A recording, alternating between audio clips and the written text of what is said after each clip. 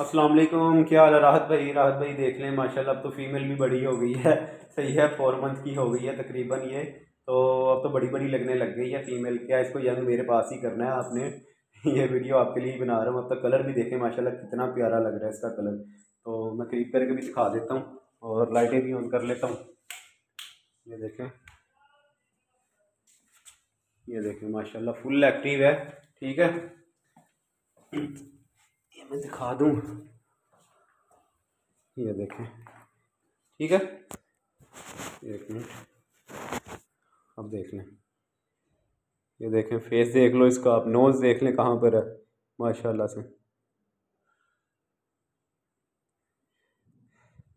ये है ना, मेरा माइंड चेंज हो जाए, आपकी मेहरबानी। जो काम मेरा होने वाला है ना वो मेरा काम करवा दो आप। ये माशाल्लाह चीज़ बहुत अच्छी है।